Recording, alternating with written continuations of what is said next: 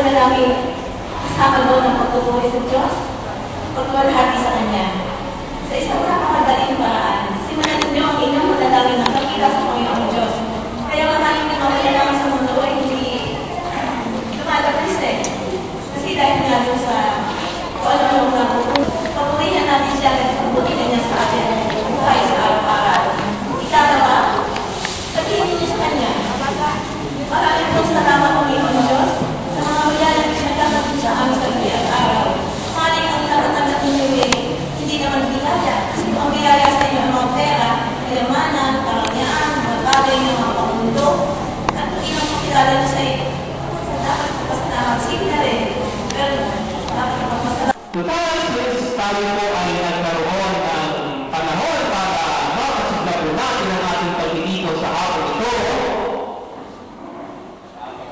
Sana tayo nagkakaroon sa Betty? Magandang hapon po muna sa inyo lahat. So, ngayon po ay umpisa na natin ang ating kasawang pagdidito. So, kayo nagtawang-tawang kayo pwede nyo hinanunod. Okay? So, tingnan natin kung sinuli ang ating mga bila. Ready? Ready? Ready? Ayan, ako. Masagot na lang. Okay, ngayon po isimulan natin ang ating masiglang pagdiliwang na ating reunion. Ngayon, magpapasama at pagkikita ng bawat isa. Kanilang pagpasiglang bilang po ang lahat ng presidia. Ang pagpapasiglang po.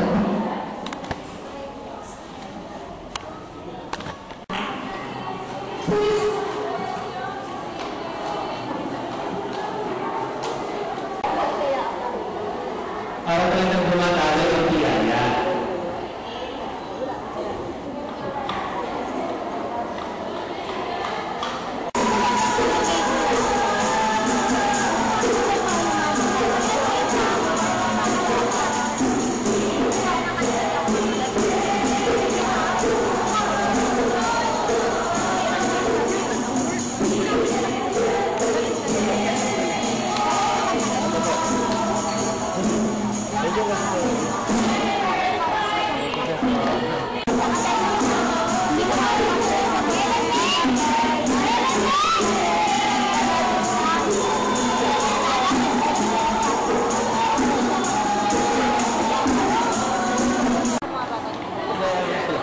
So, meron pa tayo sa pangsalo. Kanina, hinihintay natin ito sa umpisa ng programa.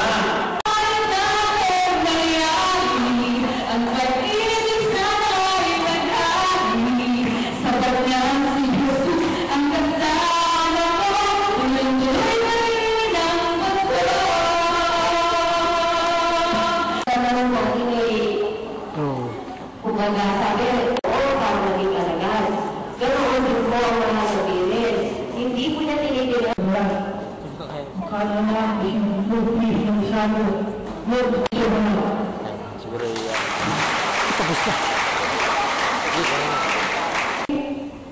Ang mga kalayon naman.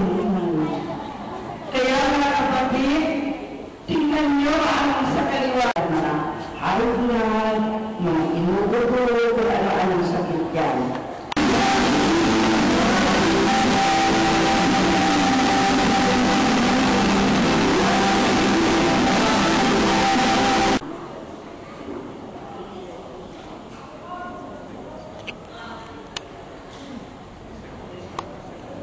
Tamaan po yan, pero okay yun.